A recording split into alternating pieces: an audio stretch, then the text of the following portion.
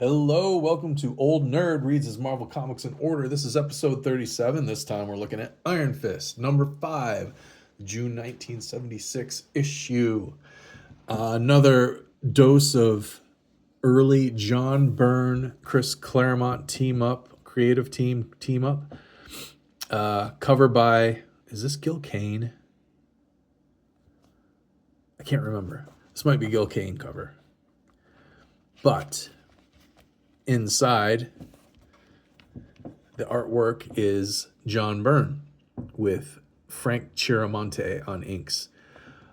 More fantastic artwork, just like the issue prior to this one. John Byrne on fire in the mid-late 70s. And him and Chris Claremont's brand new creative team up, just burgeoning into what would become the X-Men phenomenon shortly after this.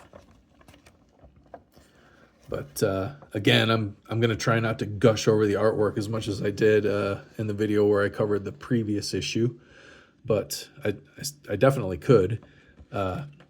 This issue, Danny Rand, Iron Fist, is still looking for his friend Colleen Wing, who's been kidnapped.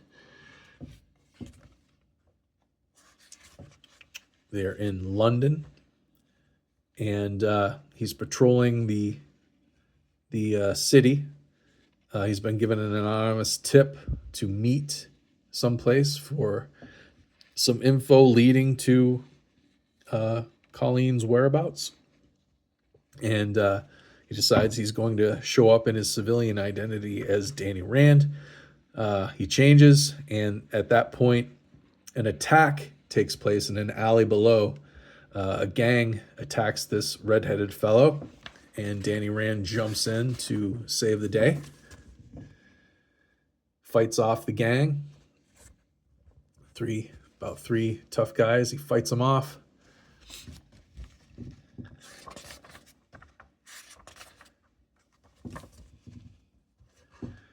Rescues the man. We find out that this man, what's his name? Does it say his name? Alan Kavanagh, and he's Irish. He is an ex-member of the IRA, and he's quit the IRA. He's tired of killing, and that gang was trying to rope him back in. So anyway, they're both heading to the same place, I guess.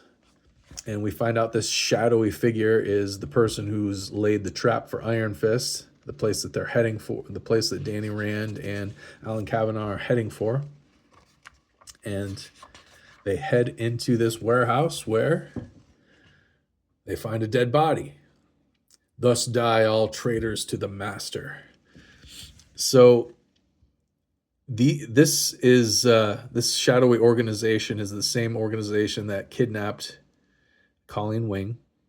And now they're trying to kill Iron Fists because he's trying to find her, of course. And this was a trap. Danny Rand uses a convenient smoke screen to change into Iron Fist and fight off the attackers. And then Scimitar jumps into the fray. Look at this John Byrne goodness. I can't not gush about it. And their fight ensues.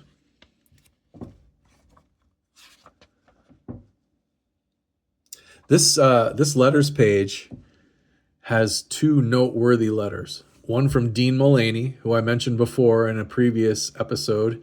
Dean Mullaney would go on in a year or so to found Eclipse Comics, a really great comics line from the 80s that put out lots of great titles.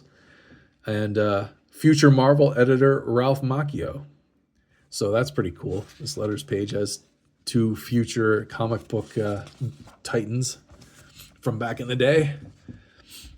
Anyway, Iron Fist and Scimitar end up on a train platform. Train comes.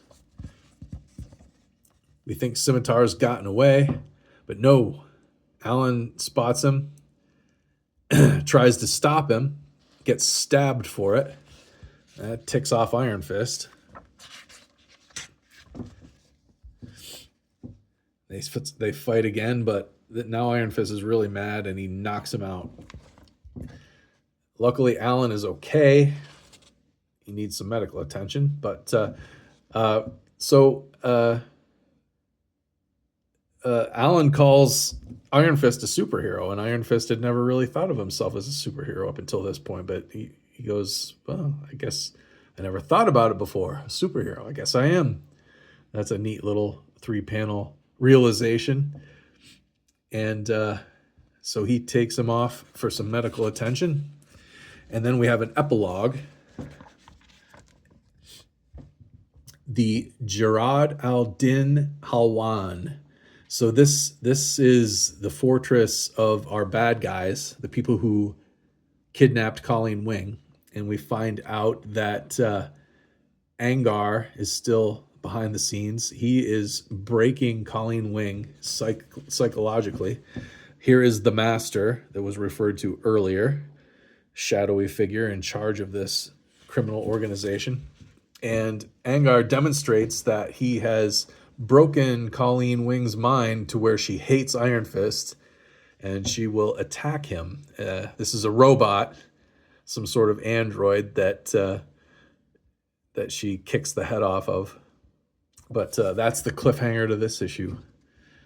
John Byrne in the 70s. Can't beat it. And that's Iron Fist number 5.